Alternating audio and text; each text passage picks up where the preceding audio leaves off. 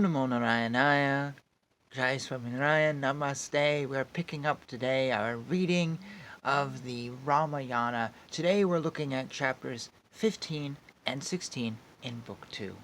So chapter 15 is called Sumanthra's Visit to Rama's Palace. Those Brahmins who were expert in Vedas, having stayed for the whole night, along with the priests of the king, assembled near the place where the coronation would take place. Ministers, chiefs of army, chiefs of merchant associations had also assembled there with great joy for Rama's coronation. The chiefs of Brahmins had decided to celebrate the coronation of Rama when the sun becomes bright in the Pushya star and when Karkidaga Lagna, which was the Lagna of Rama, is in ascendant. Golden jars with water, a well-decorated throne with a tiger skin spread on it, and a chariot were all shining. Sacred water from the confluence of the Ganga and the Yamuna rivers, and also water from other sacred rivers, wells, lakes, ponds, and rivers flowing east or westwards, and from rivers which had joined together, and those rivers flowing crookedly, and from all the oceans, had also been brought. Gold and silver pots filled with excellent water, together with popped grains covered by milky, sappy leaves, along with lotuses and water lilies, were shining. Honey, curds, ghee, puffed rice, durba flowers, milk, courtesans with dignified conduct, and who were well ornamented, were all arranged. A great fan made with the hairs of a yak, made of gold and inlaid with various precious gems, which resembled the diffused rays of the moon, was held in readiness for Rama. A white majestic umbrella resembling the full moon, which was to be used before the coronation, was kept ready. A white bull was kept ready. A white horse and a white majestic elephant in rut, which were worthy of being ridden on by a great king, were also kept ready. 8 auspicious maids, decorated with all types of ornaments, all sorts of musical instruments, and poets who flatter, and others, were also waiting. All the articles which were arranged for the coronation of a prince belonged to the Ikshvaku race, were also arranged for the coronation of the king's son. All those people who were assembled there, as per the order of the king, said, "Who will tell the king about our arrival? The sun has already risen, and we are not able to see the king, though our arrangements to make Rama as Yuvaraja are kept ready." When great kings from all over were talking like this amongst themselves, Sumanthra, who had met the king, said, "As per the orders of the king, I am going speedily to meet Rama. You are all honorable to the king, and especially to Rama. I shall ask the king on your behalf his welfare, wish him long life, and the reason for his not coming here." That expert in all things historic, after saying this, entered the private apartments, which remained closed as always, and having entered, and after praising the king's clan, he approached the bedroom of the king and stood there. After entering near the bedroom, and standing behind the curtain, he praised the king, and also told him these words of blessing. "O great king of the Kakutha clan, may the sun and the moon, Shiva and Kubera, Varuna, the fire god, and Indra bless you with victory. The divine night has come to an end, and the auspicious day has arrived. O tiger-like king, please wake up and attend to your other duties. O member of the Raghu clan, O king, several Brahmins, army commanders, and merchants have arrived and are seeking your audience, so please wake up." That king who woke up saw Sumanthra, the minister and charioteer, and an expert in mantras, and told him as follows: "O charioteer, you have been told by her to bring Rama speedily, and for what reason are my orders not implemented?" "I have not been sleeping, and instantly go and bring Rama." After hearing the orders, respecting him with a bow, Sumanthra left the king's residence, thinking to himself about the coming auspicious event. The charioteer saw the royal avenue well decorated by flags and banners, and was greatly pleased by it. That charioteer overheard the conversation between the well-pleased assembled citizens about the coronation of Rama. Then Sumanthra saw the palace of Rama resembling the Kailasa peak, which in splendor resembled the residence of Devendra. Sumanthra saw the palace closed by 2 very great doors, shining with hundreds of galleries, with idols of gold kept on its top and decorations made of costly gems. He saw it like the lustrous clouds of autumn resembling the shining cave of Mount Meru. It was decorated with garlands of precious stones, and pearls strewn here and there with pearls, and being decorated by sandal and aloe wood.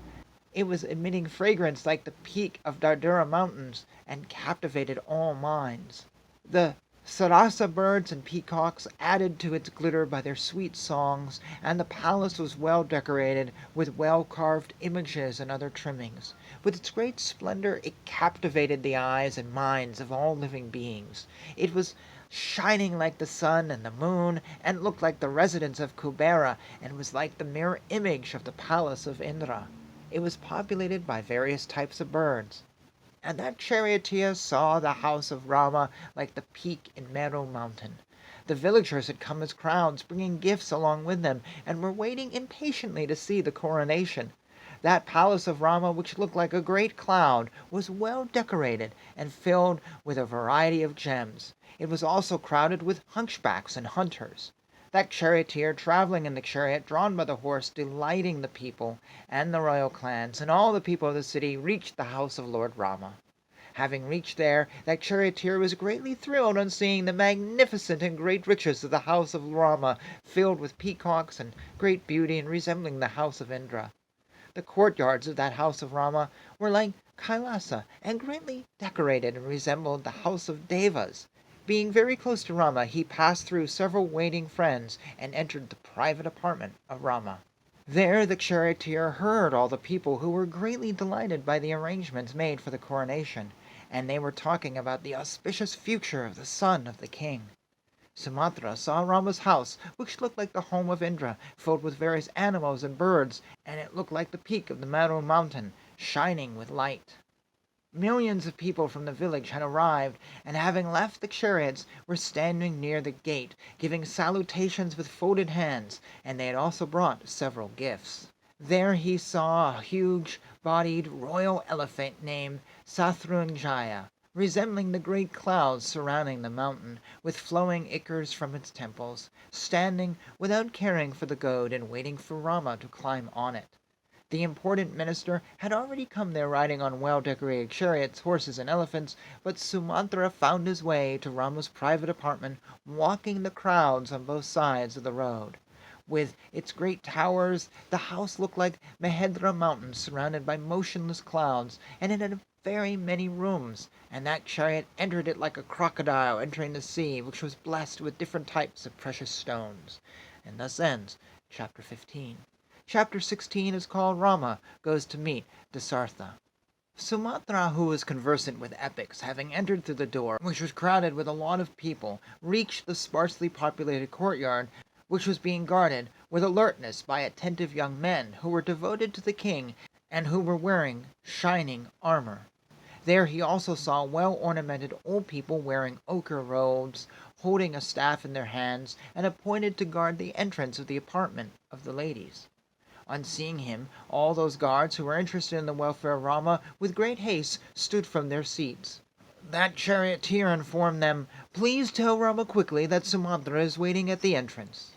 They, who were always interested in doing good to the master, went and met Rama, who was in the company of Sita, and informed him accordingly.